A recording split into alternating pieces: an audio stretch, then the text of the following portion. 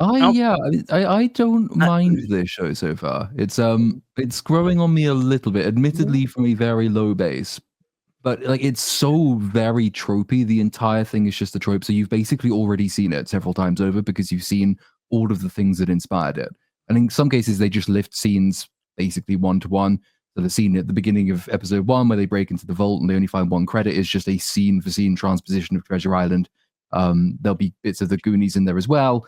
So it's not particularly fresh. The one new and interesting-ish idea they've got is the idea that the planet they begin on is the hidden treasure planet that everyone wants to get to, which is like unusual. Normally, you have to approach that thing from the outside. But I thought the kids were pretty good for the most part. There's some basic, competent setup, payoff writing that goes on in it. I don't hate anyone or anything in it so far. It's a little bit sort of generic, but generic is better than the Acolyte, right? So it's a good start. Well, they haven't called you a piece of shit before you've even watched it, so it's already miles ahead of everything.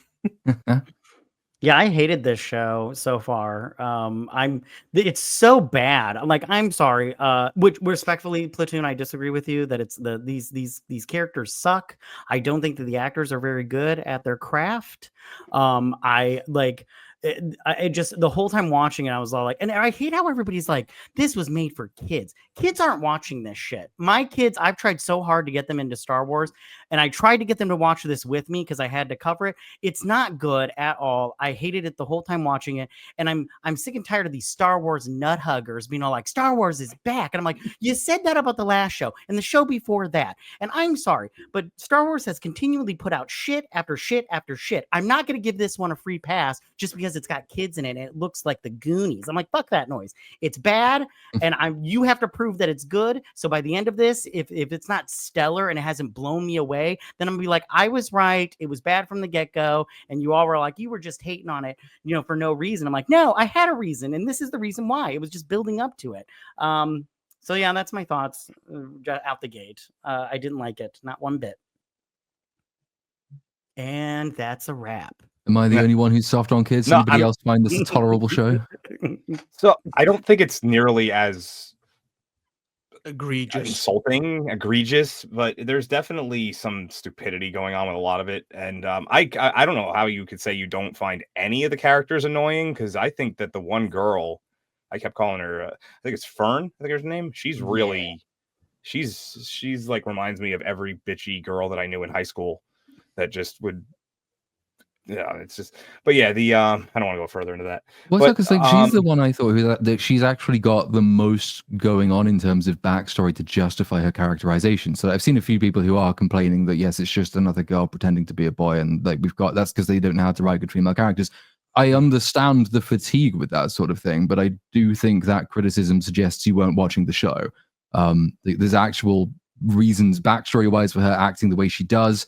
She's trying to live down her parent, who is the most straight-laced of all the straight-laced teachers. She is the school superintendent. She's also a single mum, and there's something missing that's happened to her dad. And the girl is quite clearly being played to put on a front. Probably, yeah. Well, actually, no, because I suspect the thing that will happen by the end of this show is that the single mum and the single dad will get together, because it's that kind of show. That dude has got to be the worst actor I've ever seen, by the way. The guy he's not great, actually. He's probably worse than most of the kids, which is not encouraging. But yeah, like Fern, whatever her character's name is, she's putting on like a front, a persona, and underneath there will be a scene at some point later on where she will try her bravado act on some tougher guy than the local bully. It will fail, and the vulnerability in her character will be exposed, because it happens in every other show like this. You are reasonably sure it's going to happen in this one as well. But at least she does have a reason to act the way she does, is what I'm saying. So she's not just shallow, boring girl boss character. She is secretly slightly vulnerable, a bit like Max from Stranger Things. That would be the archetype she fits into.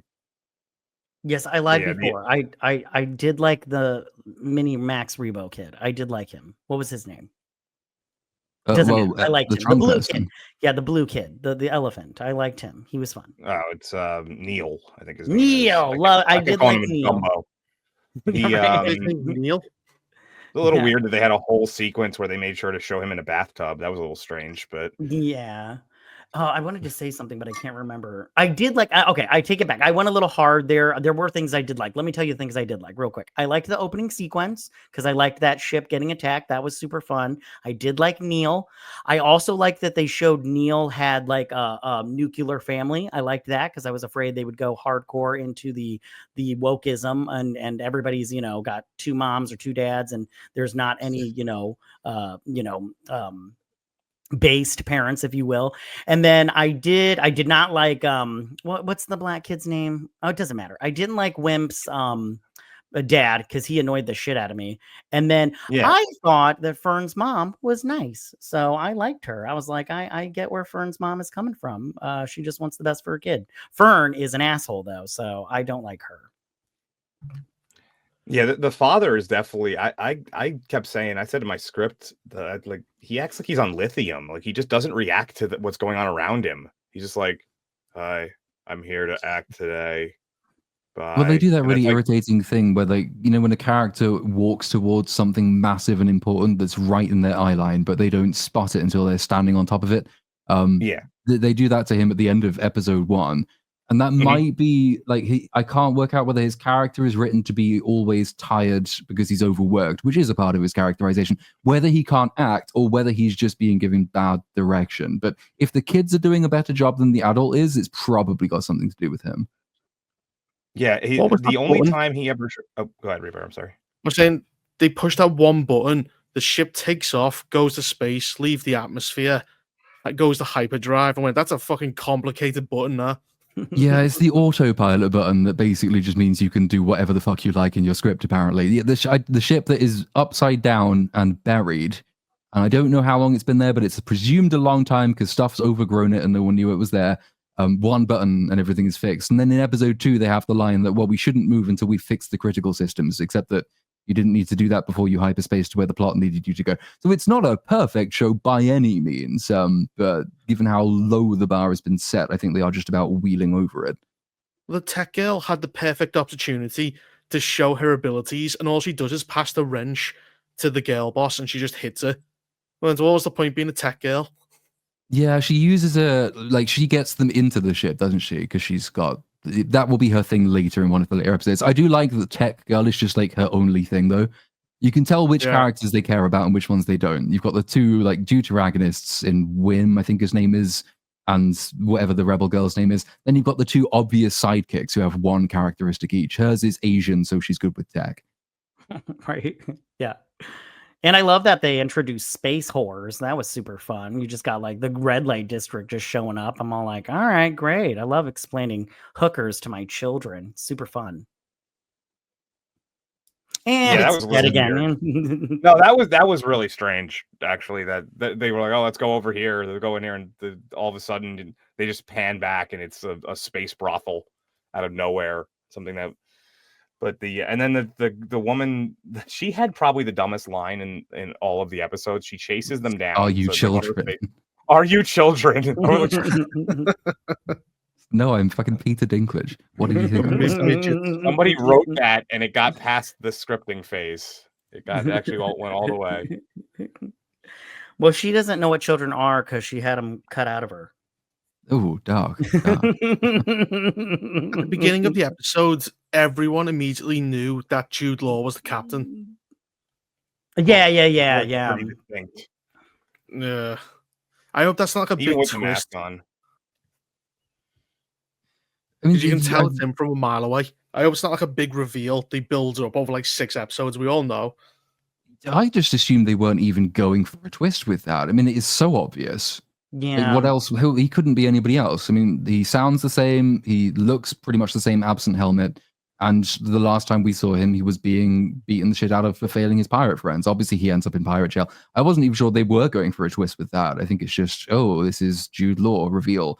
But the twist might be whether or not he's in fact a Jedi. That's where I think we're supposed to have intrigue. That and the true nature of this planet that they come from. I'm not so interested in the Jedi angle of that. The planet kind of interests me a bit from a world building perspective because it's the obvious thing they're doing is this is like obviously it's been cut off from the rest of the galaxy, so they still think they're in the time of the High Republic. That's why they use Old Republic credits and all the rest of that. So that's reasonably interesting, I guess. I think if you had read the Disney comics, it wouldn't have worked quite as well, because as soon as you get that information, then you know exactly what's happening. But 99.9995% of the audience doesn't know anything about the High Republic era, so that's probably working a bit better for them. Yeah. Yeah. Another great line that I loved was, so they've killed all the people. They've killed, like, they get on that bulk freighter right in the beginning. They kill pretty much everybody. They're clearly gonna kill this captain, and he commands them all to leave. That All always of works. you pirate scum, please not even please. I command all pirate scum to get off of my freighter. And they might as well just looked at each other and started laughing. It was like, what are you do? What kind of balls do you have, dude? You're It held wasn't at the most gunpoint. tactful line in the world, but that entire scene is just doing the opening of A New Hope, though. Like, down to Oh, yeah, the formation of the dialogue. It's I am protected by the New Republic. This is a diplomatic vessel. If it's a consular ship, where is the ambassador? If it's a bulk freighter, why is your vault door closed? Like shot for shot, even, and he's even holding him up by the throat while he's doing it. So yeah, if I was the captain, I probably wouldn't have called evil pirate people scum if my life rested on them not killing me. But I I've guess been like, I'll just open this completely empty vault, and you could see it's empty. I mean, they you should probably have would have just killed told him them anyway. there's nothing in it. Why Yeah. are you here? I'll save you the trouble. There's nothing in it. I'm telling you the truth. Open it and find out. We're just a bulk vessel. That's all it is. Take all the crew. Don't hurt me. Yeah. They I'd were all say dead that. at that point. I'd recommend the Yeah. sex slave to him. I go, Billy can do this. John can do that. For love of God, don't hurt me. Because that's Yeah. what heroes do. They throw everyone else under the bus. The third episode is always the one of these shows, though, that ends up being the flip the script one. So I'm wondering what's going to happen in terms of what's going to piss everybody off in the third I think episode. Chris Gore said that you've got Yeah. two mums at one point in an episode 3 scene. I don't know how prominent that's going to be. Are they I hot? have no idea. We have to wait until Wednesday I for mean, the titillating reveal. I have to just That's say, the make or break. if that's the big, I don't even mind that somebody has two moms. That part doesn't even bother me. I just like, I just don't think that this show is very good. So, I mean, you know, I'm more upset that this show sucks than they have two moms. I don't know, man. I don't know. It'll be People get it- disappointing if it turns out it's the trunk people. Then it's like, well, that's just pointless. Well, you don't want to see those people being lesbians. There are more interesting characters, and by interesting, I mean more attractive characters that you could turn into lesbians than the elephants. Well, the blue kid, the elephant kid, he had a dad and a mom. He had a dad and mom. That's why Well, we don't know that yet. We don't know what they were. well, that's a good point. That's a good point. He's got yeah. green fever for another alien. That is true. Which he was attracted to the ugliest thing I've ever seen. That alien was gross. I mean, It looked like the Interspecies. female. Can Go he ahead. even fuck? Like, I know the kids and stuff like that, but when they grow up, obviously, like the different aliens at all, they can't even reproduce. Where there's a will, there's a way. What, the trunk up the ass? I mean, don't knock it No, till you it's- try it. They're aliens. They could do anything. They might lay eggs. That is true. They might lay eggs.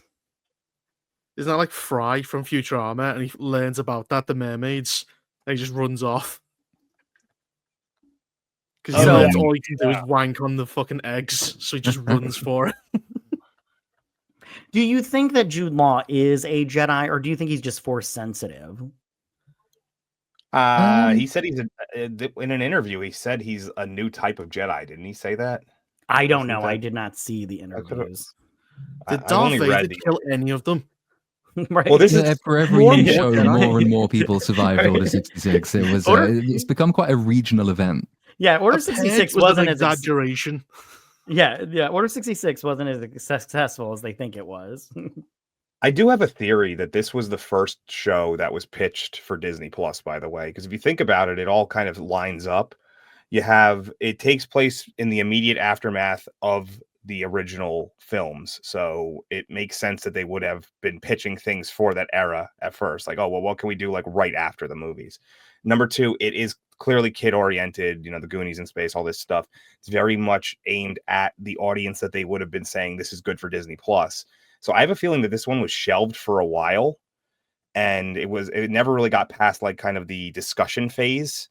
And that's been my running theory, that this was one of, if not the first, then definitely along with Mandalorian, one of the first two that was pitched. It just took a while for them to get it out. Possibly. I mean, it comes after. It's set concurrently with The Mandalorian, and there's at least one character who crosses over from The Mandalorian season 3. So in terms of timeline, it's set relatively recently. I think the pitch story is that Joe Watts and Christopher Ford together were working on Spider-Man Homecoming, I think it was, or it might have been one of the later ones, but I think it was Homecoming. And by that point, Jon Favreau was already in charge. And Joe Watts had sort of got talking to him about this idea for an Amblin-style Star Wars show, and basically said on set while doing a different movie, "What about this?" And then Favreau said, "Yeah, would you like to turn it into a full pitch?" And so he did that. And then they obviously combined with a bunch of other people who've since worked on other Disney productions and other Star Wars productions. In fact, I don't think there's any newcomers at all. Obviously, Bryce Dallas Howard is back doing something. I think every director's worked on some either Disney or Marvel before. And the writers are the kind of the only encouraging things, because I don't think any of those Tom Holland Spider-Man films are excellent, but I do think they are relatively solid. And Watts and Ford did all of those, and they are writing all but 2 of the episodes of this show. They do understand what the basics of good storytelling is. It might be a little bit generic, but it's not full of absolutely incomprehensible flaws like every other Disney Star Wars thing has been. So those things sort of keep me thinking I don't think it's going to go down as a especially memorable show, but I think by the end it will go down as a slightly above the new average one. Yeah, but average is like nothing. Oh yeah, these days it's beneath the floor. It's fucking buried. What's the metric? Yeah, you're actually better off being terrible, because then at least you get the hate watches and stuff. If it's just being generic and average, and that's actually a worst situation. Because it's not even fun to make videos on at that point. Like either be, I think we said this in the last stream, be excellent or be the acolyte. Don't be in between. Yeah. I've been able to pull out quite a few little inconsistencies and stuff. I'm trying not to attack the kids acting too much, because they are kids. I'm trying not to, they're not. No, they don't get a free pass. I'm sorry. Nobody watched Wonder Woman 1984 and said that little Asian kid was a good actor. No, he sucked balls. These kids are bad actors. I'm sorry. Just because you're a child, you put yourself out there, you get criticism. I'm sorry. They don't get a free pass because they're 9 and 10. They suck at their job. Haley Joel Osment was a good child actor. Find a couple of those and put them in your show, okay? Don't bring me these like little kids that don't know how to act and tell me that, they're good at it. It's not true. They're bad. They're bad. I don't think that they're terrible, though. I think that they're just kind of average actors. I don't think they're not like fatherhood seems to have mellowed you out. But no, to me it just seems like like they're not particularly terrible. They're just that was my impression. The only one I've looked at and thought maybe you're not the best, even by the standards of a child actor, is the Asian tech girl. But then she is wearing a mask almost the whole time, so it's hard not to emote not using your eyes even. The rest of them I just thought were okay. There's a few scenes where they're quite janky, but they've obviously been given quite dodgy directions. Like when they're in the cockpit and it's going to hyperspace and they try to find the autopilot button, and the instructions were very clearly just go and mash buttons repeatedly, which is, it looks silly because it suggests that all of those buttons do nothing. And they've very clearly been told to make it look as busy as possible, but they're kids. So like a huge amount, scene by scene, will vary depending on how good you are as a director at giving them very good instructions. Apparently Jude Law became kind of like a second director when he's on set with them, because he's just very good at working with kids. And obviously he wasn't in that first episode. So it'll be interesting to sort of see how they develop. But there's only one that I didn't think was that good. I think we'll get a Wendy situation where he'll carry the entire show acting wise going forward. Oh yeah, I could see that. I mean, but it's kind of what you'd expect. That he's the only big name actor in it, and he's one of the only adult actors in it as well. And he is a good actor. So like I'm looking forward to seeing how they interact, actually, because I think he could play off the kids pretty well. But I will have to wait for like episode 3 before we get much more by way of that. The problem is it's one episode a week, and there's just not enough plot to really. Yeah. You don't really want to wait an entire week going, 7 days till nothing else happens. Yeah, I'm mildly intrigued by it, but I'm not that interested. The end of episode 2 came, and my reaction was, "Wait, what the fuck? That was it?" But not because I was so invested. It's just that I'm so used to seeing streaming shows be an hour long that something that's 25 minutes just feels unnatural. Like, how did nothing happen and then it ended? That can't be it, surely. But it was. So yeah, it's just another 20 minutes, and then you have to wait another week. Well, yeah, I mean, the only thing that I kind of pulled out where I was like kind of interested about was, first of all, I don't understand why the Asian girl is wearing that tech mask, because it was kind of like a Because Geordie she's LaForge Asian. thing. You're Yeah, but afraid of she her doesn't. eyes. It doesn't make sense to me. Like, at first I thought she was gonna be blind, but then she starts taking it off, and I'm like, okay, so what the hell's the point of wearing it? I don't really understand what's going on here. And then also, you're telling me that no one has accidentally come across this ship ever in however long it's been there. It was underneath like an inch and a half of grass. It wasn't exactly very well hidden, and no Why one would the came ship across Yeah. this out thing. there? Because that Fern takes the bike there every day to school, and they don't seem to go there. Yeah, the one time the black kid goes, there's CCTV robots there. Well, yeah, there's the one that picks them up very quickly, but then when they go back, there's no other droids around. And then when the droids do show up in episode 2, they don't know there's a ship there. They're like investigating an earthquake. But Yeah, like, there's an element of that's not so much a criticism as it is just something that needs to be addressed later, because obviously there's so much about that planet that's deliberately mysterious. So we don't necessarily know that no no, one yeah. knows that ship exists. It could be a cover up. It could be anything. That's what I I was saying. suspect it might not be. I think it might just be it crashed ages ago and no one noticed, which will be the worst possible outcome. Yeah. But they do still have a chance to make a better explanation for it than that. So fingers Let's crossed they take the will. mysteries of the planet. It's got to do with this great work thing. Something about it meant that they put up the barrier to hide themselves so they could complete the great work for the High Republic. Whatever the mystery is whatever that great work was. And since they've been hidden, they just don't know anything about what's happened in the rest of the galaxy. So they think it's still the High Republic. The rest of the galaxy thinks the planet's a myth. We just need to wait and find out, what the purpose of that all is. And I'm Probably sure a they will give us blackmailing a ring. reason, but All blackmailing the ring. senator kids from the Republic, because I know what kids you've been with. I've got them all in one planet. It's the Epstein Island of Star Wars, basically. Nice.